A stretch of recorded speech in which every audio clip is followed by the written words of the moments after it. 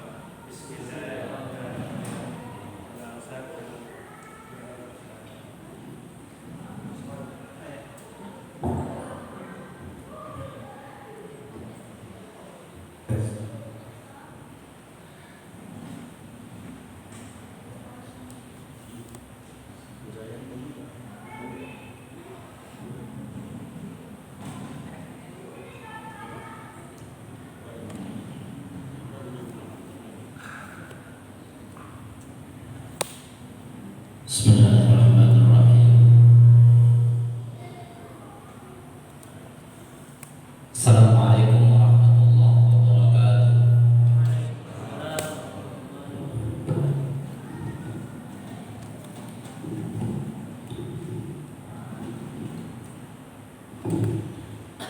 Alhamdulillahirabbil alamin. Wassalatu wassalamu ala asyrafil anbiya'i wal mursalin wa ala alihi wa sahbihi ajma'in. Subhanaka la ilma lana illa ma 'allamtana innaka antal alimul hakim. Rabbi shrah li sadri wa yassir li amri wahlul 'uqdatam min lisani yafqahu qawli. Wa la hawla wa la quwwata illa billahil 'aliyyil 'azim. Rabbana zidna 'ilma warzuqna fahma wa 'allimna 'ilman min ladunka ya 'alim warzuqna 'amalan shalihan ya mujibas sa'ilin amin.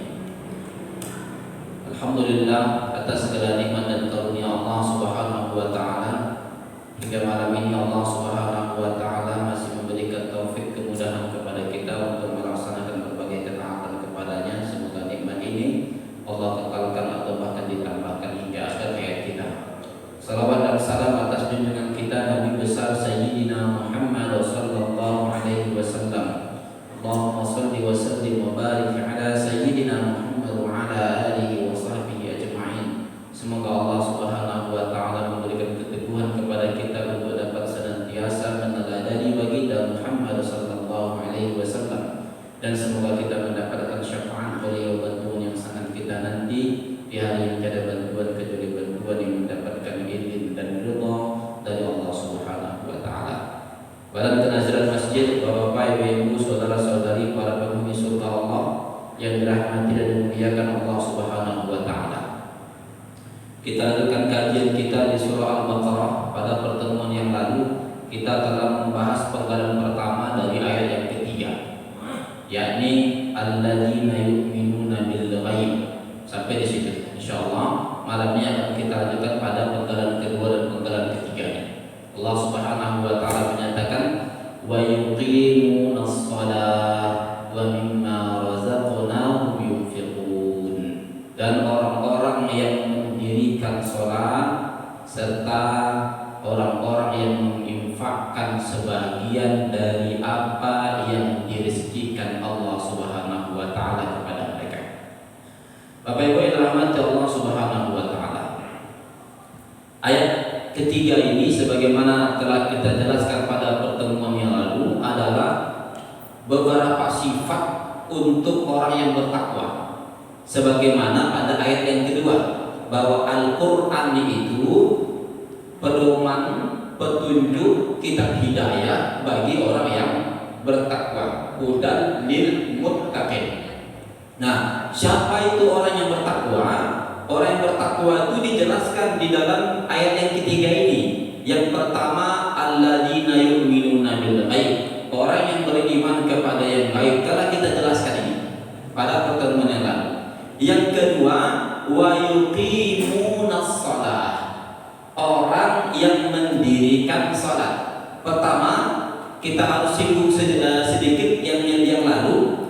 Kata yu'minuna kata yuqimuna dan kata yunfiquna pada ayat ini. Pertama ada kata yu'minuna, yang kedua ada yuqimuna, yang ketiga ada yunfiquna. Di dalam bahasa Arab ini disebut dengan fi'il mudhari, kata kerja sekarang dan akan datang. Kesannya adalah istimrar dan tajaddud, berulang-ulang dan senantiasa. Artinya orang yang bertakwa itu senantiasa mengimani yang gaib. Orang yang bertakwa itu senantiasa dia melakukan sholat. Nanti kita jelaskan sholat apa yang dimaksud. Dan orang yang beriman itu berulang-ulang dia melakukan infak, bukan sekali dua kali kalau seperti itu. Nah, jadi dalam kata kerja ini ada makna yang nanti akan tergambar pada perbuatan yang dilakukan, yakni perbuatan yang berulang-ulang dan senantiasa. Nah, ini yang pertama. Yang kedua, kata yuqimuna terambil dari kata iqamah atau aqamah, mendirikan. Kita sering menerjemahkannya dengan mendirikan salat. Yuqimuna salat, mendirikan salat. Apa yang dimaksud dengan mendirikan salat? Kata Al-Imam Fakhruddin Ar-Razi di dalam kitabnya Mafatihul Ghaib, kata beliau ada beberapa kemungkinan makna dari kata iqamah, dari kata yuqimuna, mendirikan itu. Yang pertama, anna iqamataha ibaratun an ta'dili arkaniha wa hifziha min an yaqa'a khalan fi faraidhiha wa sunaniha wa adabiha. Yang dimaksud dengan iqamah itu adalah satu ungkapan menunjukkan pada seseorang itu di dalam melakukan salat tersebut betul-betul menjaga rukunnya, menjaga hal-hal yang wajib di dalam salat, tidak jatuh dia pada sesuatu yang merusak yang wajib. Yang wajib dalam sholat kan dua. Apa itu? Syarat dan rukun. Pada semua sholat. Di sholat itu ada syarat, di sholat itu ada rukun. Nah, ini dijaga. Inilah masuk dalam kategori yuqimuna, orang yang mendirikan sholat. Dan tidak hanya itu, dia juga menjaga sunaniha wa adabiha, sunat-sunatnya dan adab-adab di dalam sholat. Jadi ada 4 yang dijaga. Pertama, yang wajib terbagi menjadi 2, syarat dan rukun. Kalau syarat itu sesuatu yang mesti dilakukan sebelum seseorang melakukan sholat, dan dia harus langgeng sampai akhir sholat. Apa contohnya? Contohnya menutup aurat. Menutup aurat itu kapan? Sebelum sholat. Tak mungkin ketika sholat itu kita pakai celana. Sebelum sholatlah kita menutup aurat. Itu wajib tuh. Dan tertutupnya aurat wajib sampai akhir sholat. Jadi kalau pertengahan dia terbuka, sholatnya tidak sah kecuali ketika dia serta-merta bisa menutupnya kembali. Nah, sama seperti wudu. Wudu itu syarat sholat. Kapan dilakukan? Sebelum sholat. Dan wudunya harus ada sampai akhir sholat. Itu syarat sholat. Rukun pun wajib.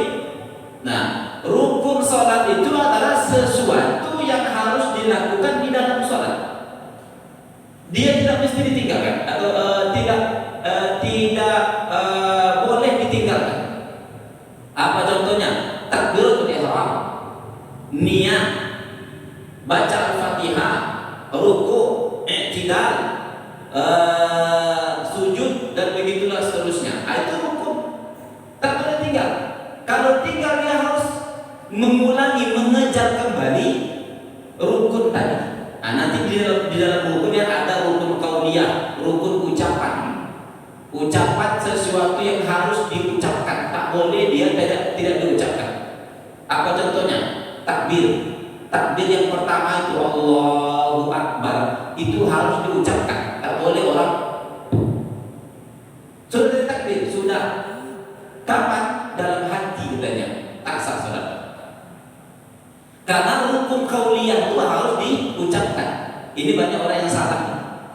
Di dalam salat dia diam saja, mulutnya tak bergerak. Orang yang membaca itu mulutnya harus bergerak karena ada nanti huruf-huruf yang akan diucapkan. Dan minimal dalam mazhab kita suaranya terdengar oleh kuping sendiri. Ini kalau tak salah pernah kita jelaskan ketika menjelaskan surah Al-Fatihah yang lalu. Nah, jadi rukun qauliyah itu harus diucapkan. Nah, begitu nanti ada rukun fi'liyah. Ruku, berdiri, i'tidal, sujud, duduk, tasyahud, itu rukun fi'liyah. Ada nanti rukun ma'nawiyah, tertib. Jangan sujud dulu baru rukuk. Dan begitulah seterusnya. Nanti akan dibahas di dalam pembahasan fikih ya. Kitab fikih akan membahas dengan amat sangat baik itu. Nah, dia jaga itu. Selanjutnya dia jaga sunat-sunatnya, dia jaga adat-adatnya.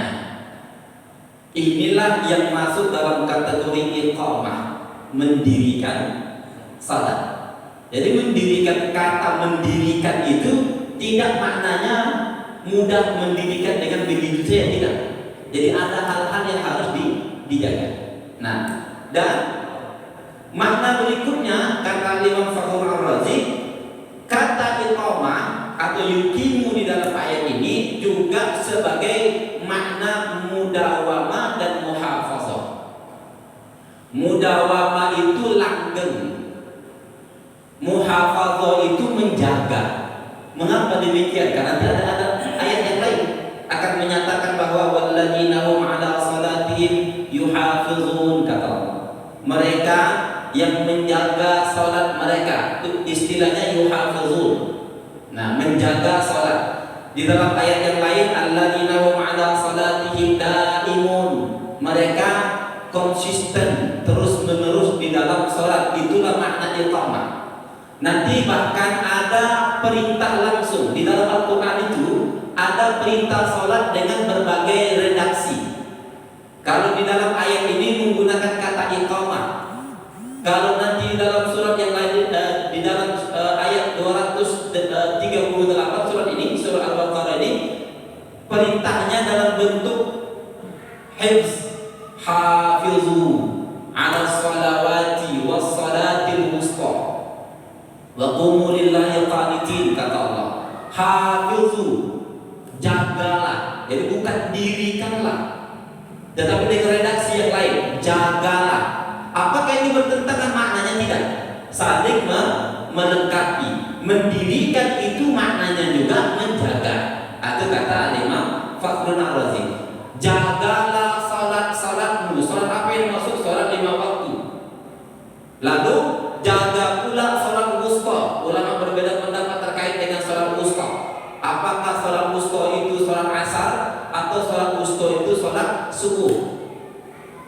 Wa qumu lillahi qanitin, dan dirikanlah salat tersebut karena Allah secara qanit. Qanit pun memiliki banyak penafsiran, nanti ketika masuk pada ayatnya akan kita jelaskan.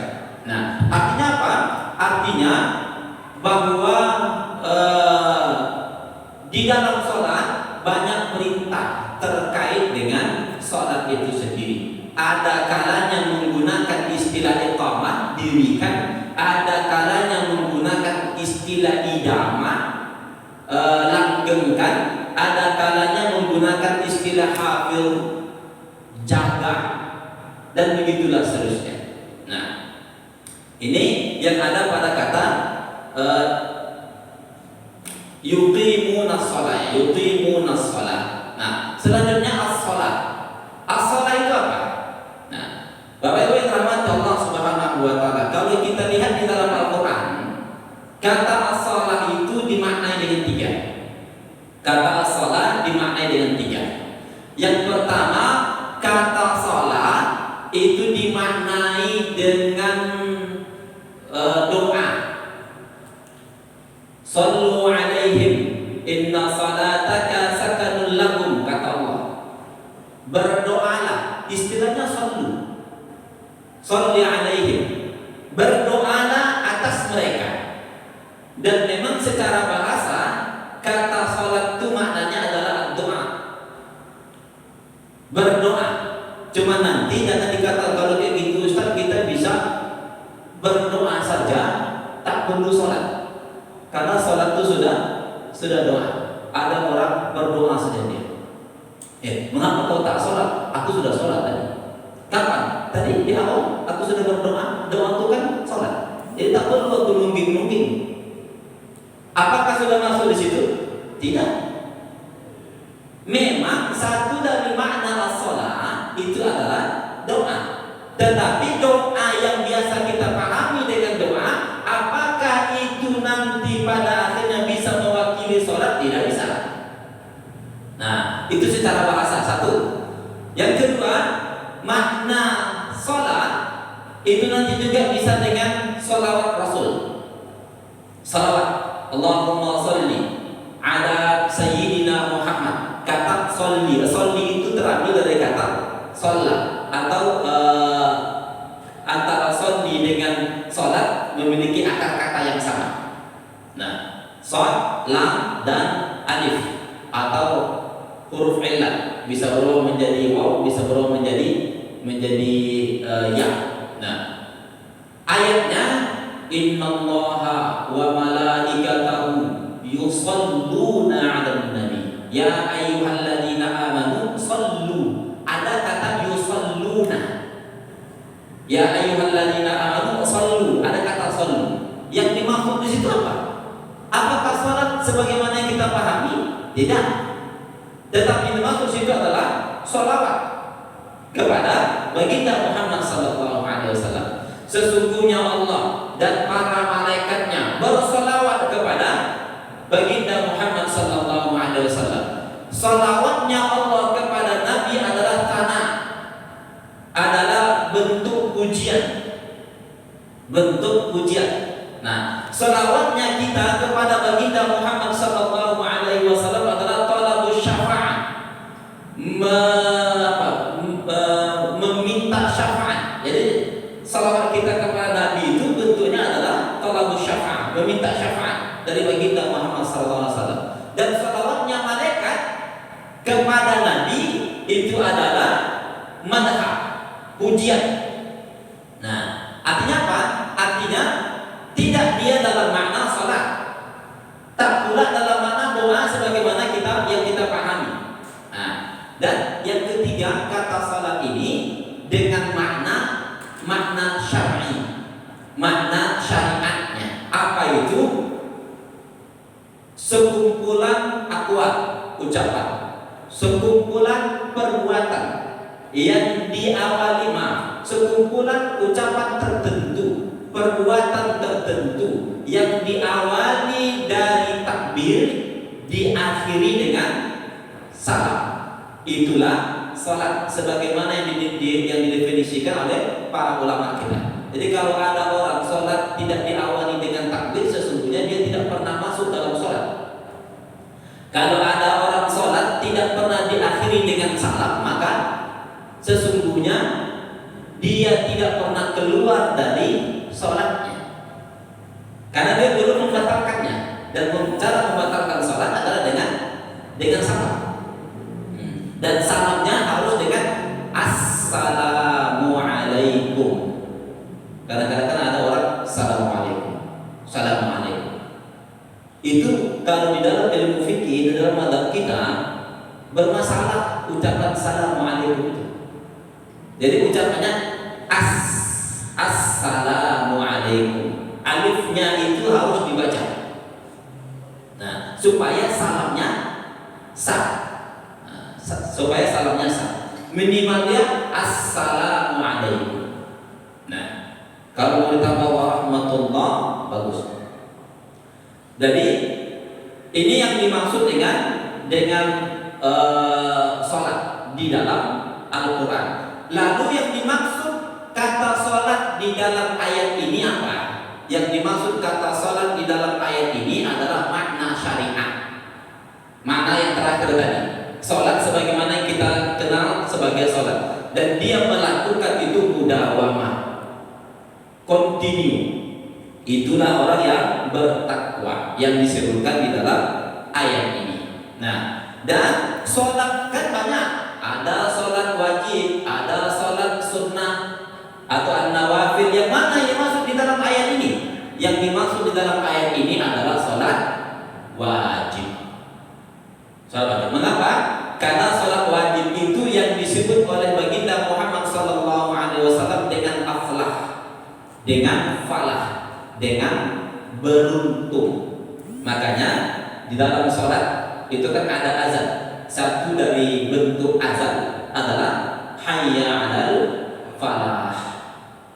Marilah berada pada keberuntungan.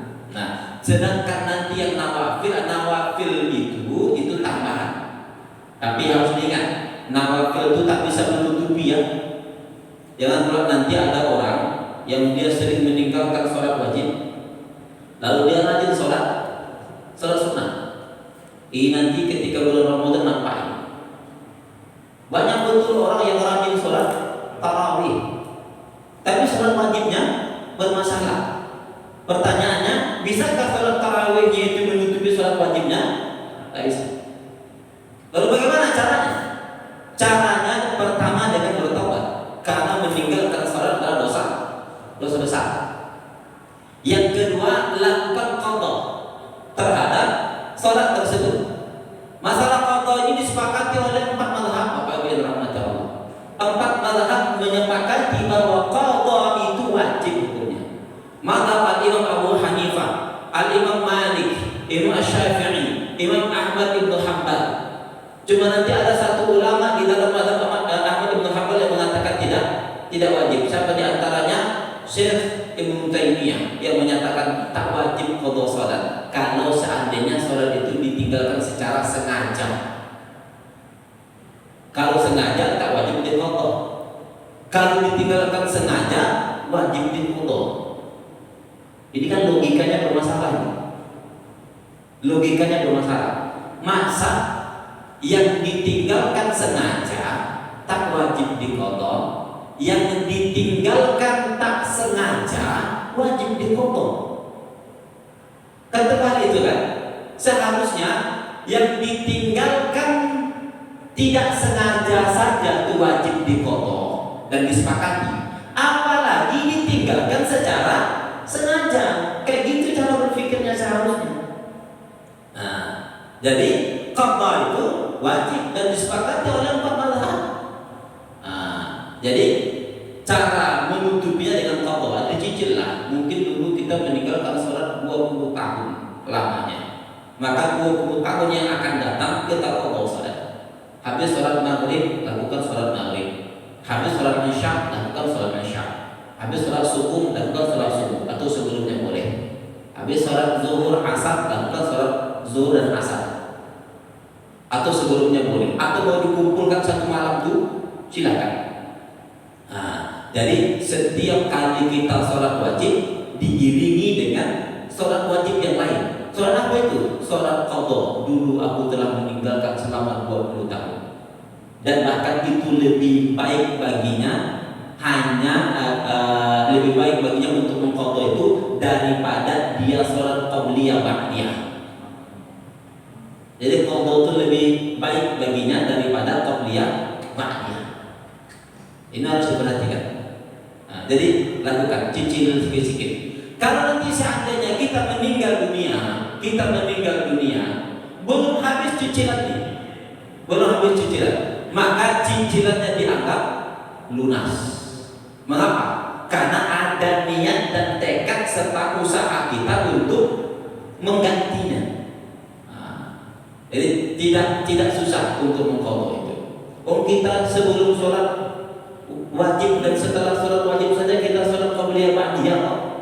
Dan mengapa qadha tak bisa? Kalau ba'diyah qabliyah kita lakukan, mengapa qadha tidak bisa? Padahal mana yang lebih berhak untuk dilakukan? Qadha. Mengapa? Karena qadha itu meninggalkan sholat wajib sehingga dia diqadha dan masuk di dalam ayat ini. Nah, orang yang senantiasa melakukan salat. Nah, salat apa? Salat wajib. Ketika salat dia sudah pernah meninggalkan salat wajib, maka qadha salat wajib supaya masuk dalam ayat. Nah, kalau tidak dilakukan, tak masuk dalam ayat. Dan ayat ini bentuk pujian dari Allah Subhanahu wa taala pada orang yang bertakwa yang menjaga senantiasa salat-salat wajibnya. Nah, kalau kita lihat salat-salat wajib itu yang terbaik yang mana? Yang terbaik Bapak Ibu yang dirahmati Allah, kalau mau kita urut 5 waktu salat itu, yang terbaik adalah salat subuh. Setelah subuh, isya. Setelah isya, asar. Setelah asar, zuhur. Setelah zuhur, maghrib. Coba lihat di masjid-masjid kita yang ada. Yang paling banyak jamaah di masjid itu salat apa? Nah, terbalik ya. Seharusnya subuh. Mengapa? Karena prioritasnya kan itu subuh, isya.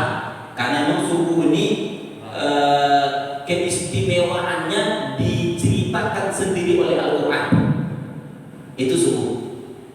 Inna Qur'an al-fajri kana mashhuda, kata Allah terkait dengan salat subuh. Selanjutnya salat isya, kata Rasul, yang meninggalkan salat isya itu perbuatan orang-orang munafik. Salat asar itu masuk dalam satu dari penafsiran salat wusta yang disebutkan oleh Al-Quran. Walaupun nanti ulama berbeda penafsiran di dalam salat wusta. Ada mengatakan salat subuh, tapi ada mengatakan salat asar sesuai dengan hadis baginda Muhammad SAW.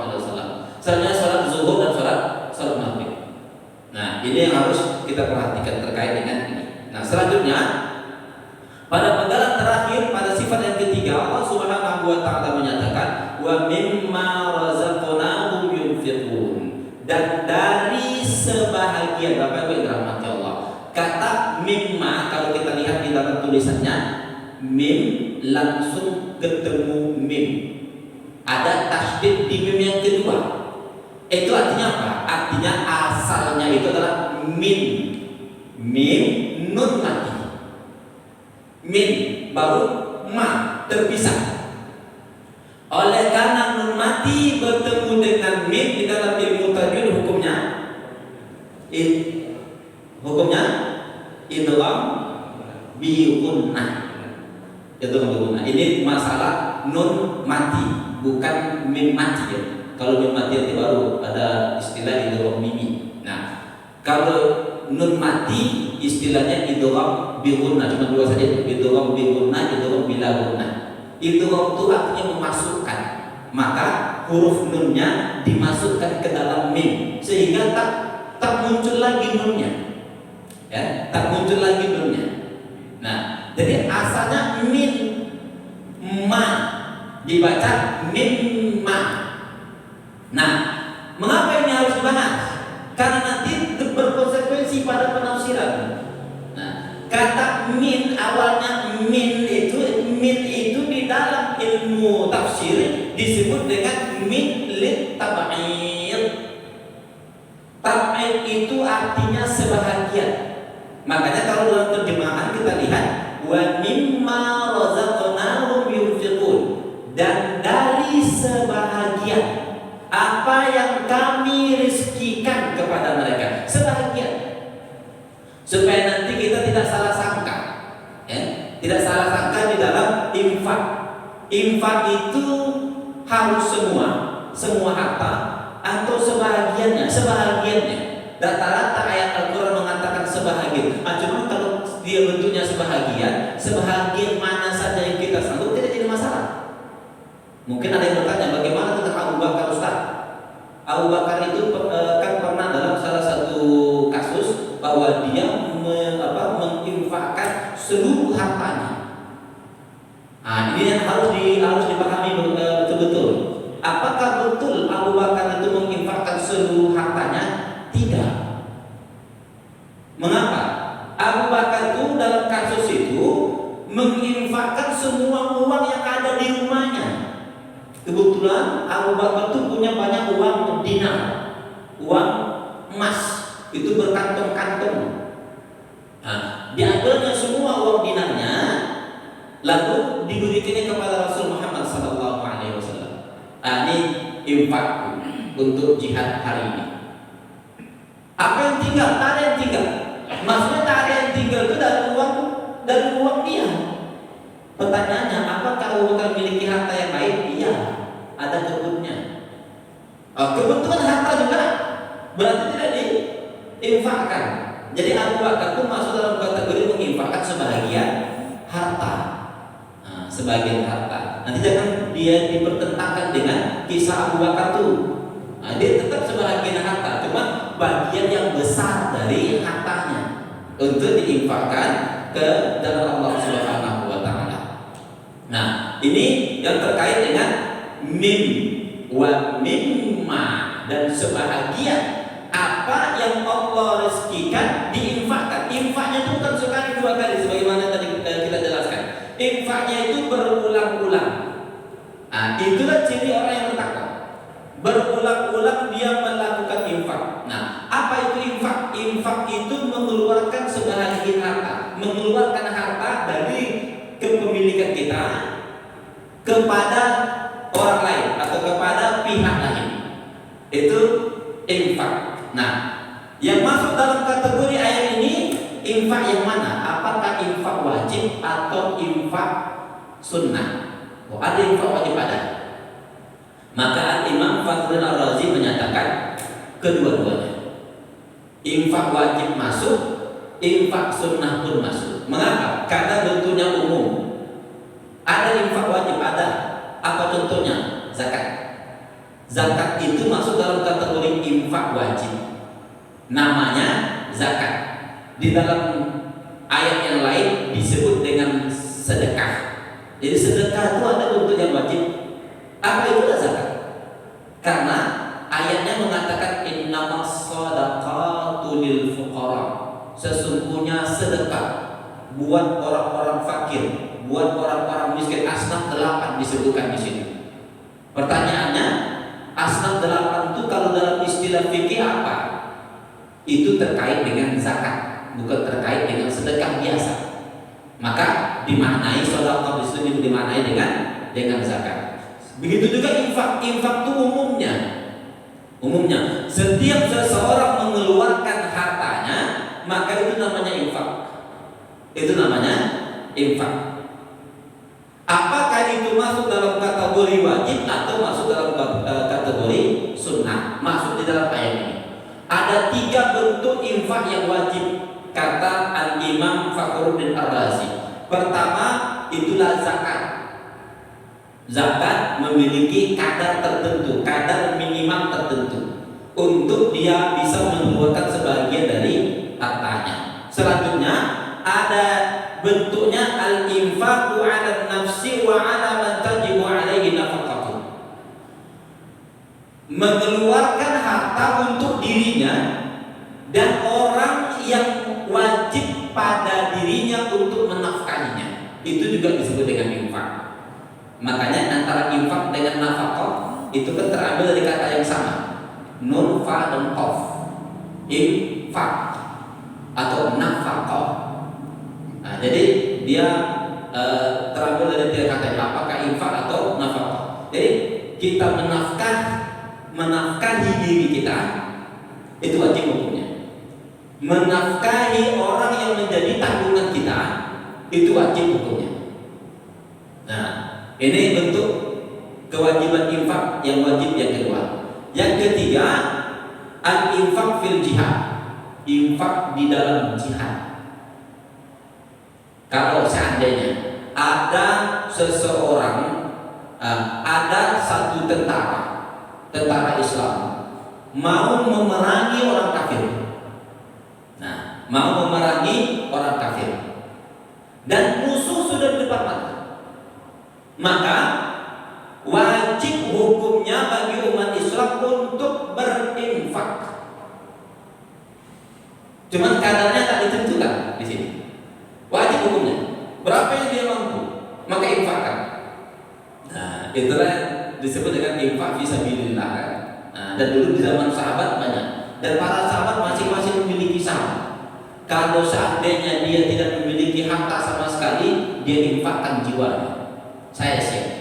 Dan yang terbaik adalah orang yang keluar dari Allah dengan jiwanya dan dengan hartanya, serta tidak kembali sedikit pun. Artinya apa? Hartanya habis, jiwanya habis, musnah, mati. Nah, ini masuk dalam kategori ini. Atau juga sesuatu yang infak dalam kategori yang sunnah juga masuk di sini. Jadi senantiasa berinfak dalam bentuk infak wajib atau infak sunnah itu satu dari ciri ketakwaan. Jadi gampang saja. Mau nengok kita nih, jangan orang lain ya. Kita jangan nilai orang, nilai diri kita, nilai diri kita. Kita ini senantiasa infak atau tidak? Kalau belum senantiasa berinfak, maka bermasalah ketakwaan kita, tak masuk dalam ayat. Nah, kalau sholat wajib itu ya, kalau tinggalkan berdosa. Beriman wajib, kalau tak beriman kafir.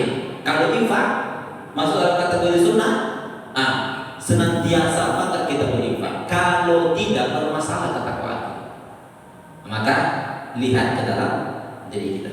Nah, yang terakhir yang ingin saya jelaskan terkait dengan ayat ini, bahwa kata infak tadi juga nanti bisa dengan makna mempersingkat perjalanan. Kalau ada gunung, satu sisi menuju ke sisi yang lain, biasanya kan lewat di pinggir gunung itu ya, ada dan pinggir gunung itu memakan waktu cukup lama, kadang perjalanannya lebih lama. Nah, dengan adanya anfak itu satu dari proses melobangi gunung, membuat trauma jalan yang terowongan gitu. Sehingga nanti antara satu sisi ke sisi yang lain itu bisa cepat sampai.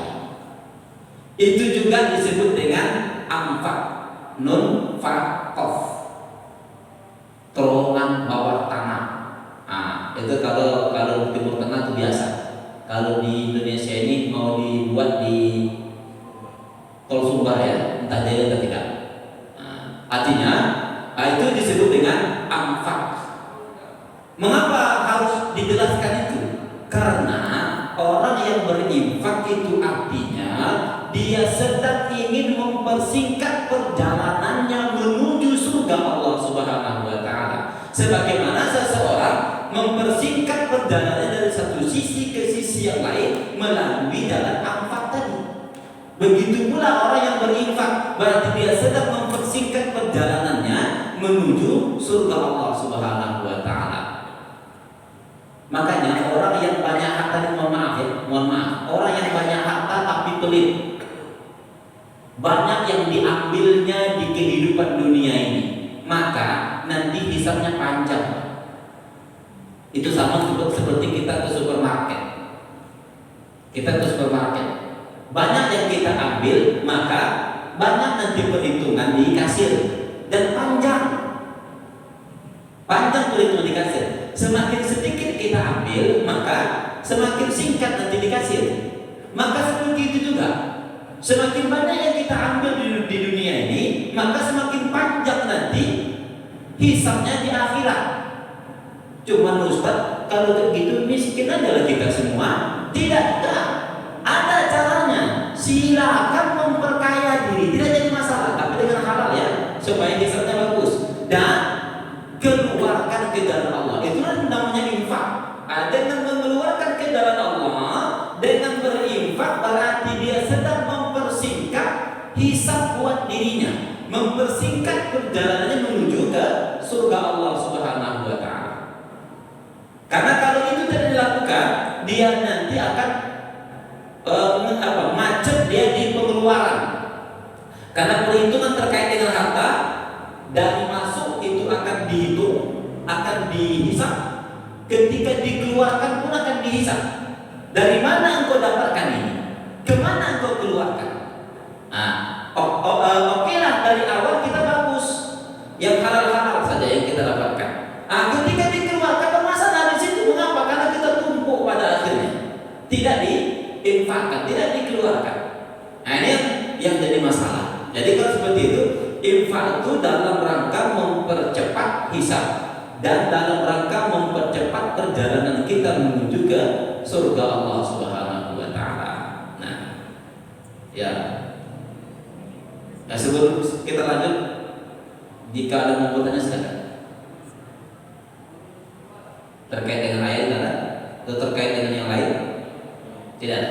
Nah, kalau tidak ada, satu lagi yang saya jelaskan supaya nanti waktu ini. Nah, ada. Nah, kata razaqna, kami memberikan rezeki. Ini ada perdebatan di kalangan ulama. Apakah rezeki itu harus halal atau rezeki itu boleh juga yang haram atau disebut juga yang haram itu sebagai rezeki? Maka akidah kita mengatakan bahwa yang haram itu pun masuk dalam kategori rezeki. Akidah kita akidah Ahlussunnah wal Jamaah. Mengapa? Karena tidak ada yang bergerak di permukaan bumi ini, tak ada yang bisa kita miliki apakah dari jalan halal atau yang haram, kecuali bahwa itu Allah Subhanahu wa taala yang memberikan. Bukan berarti yang haram itu tidak boleh dimiliki, tidak. Nah, ini dalam akidah kita. Cuma kalau dilihat dari sesuatu yang boleh kita miliki, maka yang namanya rezeki itu harus halal saja. Harus yang halal. Mengapa? Karena nanti juga terkait dengan ayat ini. Ayat ini mengatakan wa mimma razaqnahum yunfiqun. Apa yang kami rezekikan kepada mereka, itulah yang mereka infakkan. Pertanyaannya, kalau seandainya ada yang haram dari harta kita, boleh kita infakkan? Jawabannya tidak boleh. Harta haram diinfakkan haram hukumnya. Sudah dia mendapatkannya dari yang haram, diinfakkannya haram. Masjid dibangun dari harta haram, maka pastikan bahwa masjid itu yang akan menyeret dia nanti ke neraka. Jadi sesuatu yang diinfakkan itu harus yang halal. Yang haram tidak boleh diinfakkan, tidak boleh dimiliki, tidak boleh berada bersama kita. Maka yang haram itu harus dikeluarkan, dikembalikan pada yang berhak menerimanya. Nah, dari mana kita ambil? Dari negara, kembalikan ke negara. Tapi Ustaz ditangkap habis itu, itulah konsekuensinya. Untuk menghapuskan dosa antaranya. Kalau hukum Islam diterapkan, potong tangan. Itulah cara penghapusan dosanya. Nah, itulah konsekuensinya. Jadi yang sesuatu yang dimiliki dari rezeki itu harus halal, dan sesuatu yang diinfakkan harus halal. Demikian. Astagfirullahaladzim. Alhamdulillahirabbil alamin. Wassalatu wassalamu ala asyrafil anbiya'i wal mursalin wa ala alihi wa sahbihi ajma'in.